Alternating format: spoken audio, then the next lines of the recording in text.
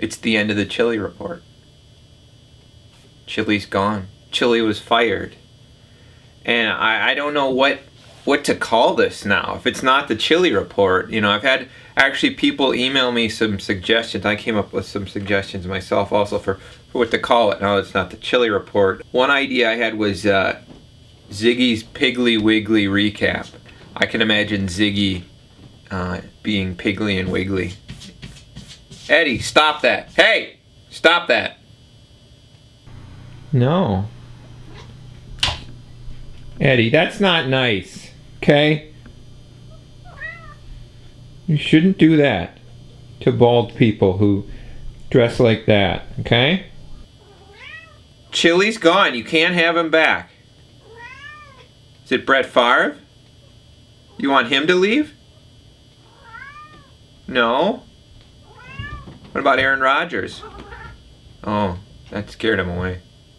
Zygi's Piggly Wiggly recap. The view from the sideline on third down with Adrian Peterson. Intellectual one. Frazier's Follies, because I imagine that's what we're going to be watching. And then somebody actually emailed me the Holy Crap, the Vikings Suck show, which I think is a little too accurate.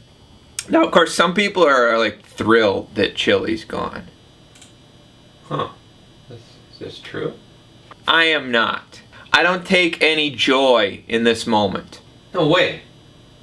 Yes! I mean, I'm glad that he's gone, but I can't celebrate. And to be honest, I don't have any personal hatred for Brad Childress at all. Brad Childress should never have been put in that situation. He's like a glorified logistics manager. He was basically kidnapped and kept from getting on the plane to go to Green Bay to interview for that job. Of course, Green Bay, I don't think, would be dumb enough to hire him. He's given basically all control, total control over the football operations, to a guy who'd never been a head coach, never been a GM, never even called plays when he was an offensive coordinator at Philadelphia. The real issue here is Zygi Wilf. You need a GM, because right now with Chili running things, we've flushed draft picks down the toilet. We've traded away draft picks for players that we then cut. So that's why I don't celebrate the loss of Chili.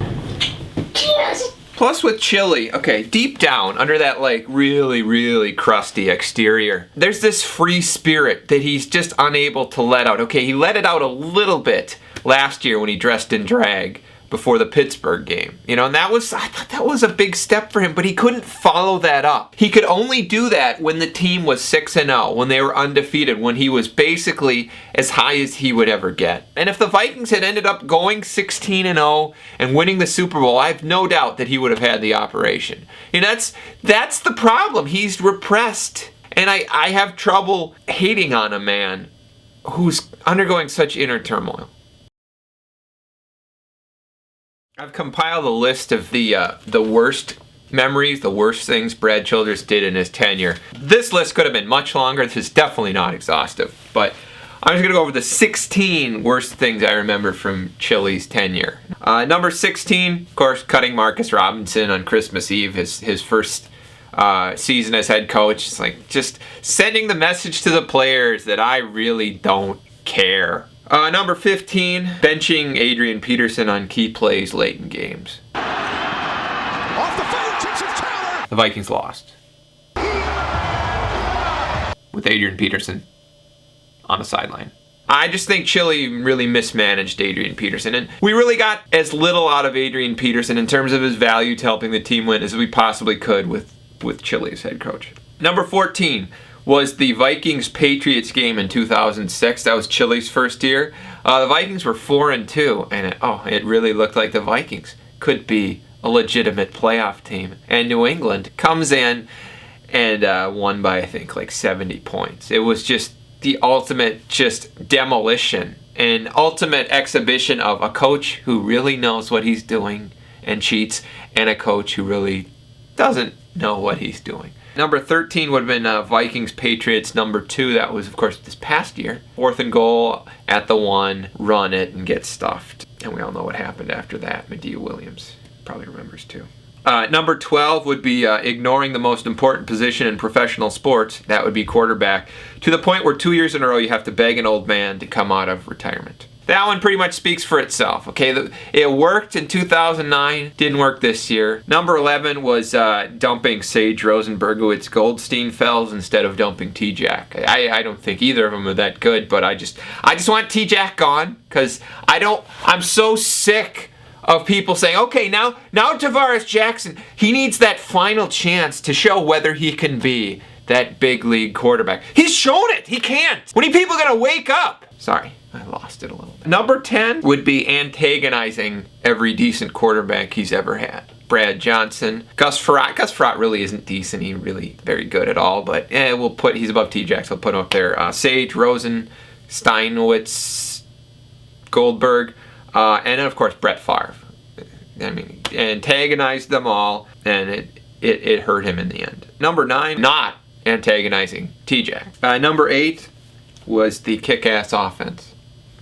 The comments calling it the kick-ass offense, and then just the offense itself, just horrible. It's the worst offense I've ever seen. Number 7, the whole Randy Moss thing. Randy Moss is a jerk, he's a nitwit. But a strong head coach would have known how to handle Randy Moss. A coach who understood offense. The way he cut him, didn't tell Zygi first, and basically got nothing out of him and threw a 3rd round pick down the toilet. Number 6 was picking that fight with Percy Harvin. Percy Harvin's had the migraine issues his whole life. Then he sprains his ankle, but he keeps playing. Percy Harvin's our most valuable player, maybe. And Chili antagonizes him at practice and almost gets into a fist fight with him. And I don't think Chili would have probably won that fist fight, so I'm pretty glad it didn't happen. Number 5 was, of course, wanting to pull Brett Favre from the first Green Bay game back in 2009. We all remember that. I think what happened was Vikings were up by, I don't know if it was 7 or 10 or something late in the game, like 2 or 3 minutes left. Chili had a run play called. Favre audibled to a pass play and throw about a 1% chance bomb down the right sideline to Bernard Berrien through like this deep, ultra low percentage pass, which was a bad decision on his part, but he was the reason you were leading that game. But Chili wanted to pull him at that point.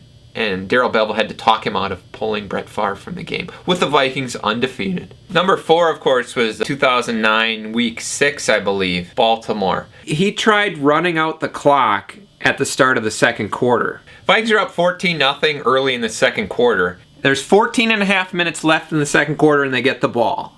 Now, Brett Favre, Sidney Rice, Asante Shenko are shredding the Ravens secondary. So what does Chili do? First down, run up the middle, 2 yards. Second down, run up the middle, no gain. Third down and 8, run up the middle, 3 yards. Punt. Brad Childress decides, hey, let's try to run out the clock. With 43 minutes left, he's already playing not to lose, which is odd because you can't really run out the entire game in the first half. And we all know what happened. I haven't seen a defensive collapse like this in quite a while. Baltimore came back and took the lead at one point. And luckily, Brett Favre to Sidney Rice on that long pass, which was just a thing of beauty. Favre threw that like 60-yard pass to Sidney Rice. What a great play that was. And what does Chili do? Oh, how about run, kick the field goal with 2 minutes on the clock after Baltimore had scored, I think, 3 touchdowns in the span of like 5 offensive plays. And we all know what happened. Baltimore got the ball back, set up a makeable kick that any average kicker in the NFL would make probably 80% of the time indoors. Their kicker just missed. And that was the first sign to me that, okay, hard for me to feel too good about Brad Childress coaching this team. We're in trouble if Chili has to make a late game decision. Number 3 worst thing would be signing Madieu Williams. I don't know if Chili was behind that or whatever. It happened under his watch. That's one of the worst things I've ever seen, is watching Madieu Williams play safety, especially trying to tackle a receiver in the open field. It's frightening. It's disgusting. I don't ever want to see it again. I'm hoping he's gone at the end of this year. Number 2 worst thing from Chili's tenure, of course, was drafting Tavares Jackson. It was very much a Denny Green, Dimitrius Underwood thing, like, oh, I'm going to show everyone how smart I am by picking this guy 100 spots over when he's supposed to go. The 4 years since he's been drafted, Chili's pretty much ignored the quarterback position, so we still have T-Jack waiting in the wings. Childress knows T-Jack's not the answer. Everybody knows, except for a few media people and a few idiot fans out there. Oh, T-Jack's never really had a chance. Shut up. Okay, so number 1 of all time. This is like the easiest The easiest decision, the easiest call ever. What's the worst thing from Brad Childress' tenure? Let's start counting. 1, 2, 3, 4, 5, 6, 7, 8, 9, 10, 11. Okay, we got enough guys in the huddle. Okay, hey, Dugan, why don't you go out there too? Just let's make a 12-man party. It's like a baker's huddle. 12 men in the huddle.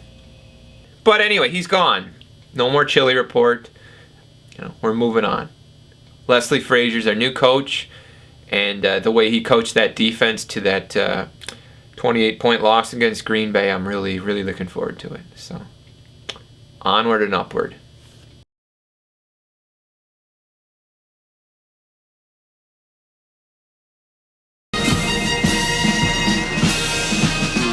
¡No hagan porquerías!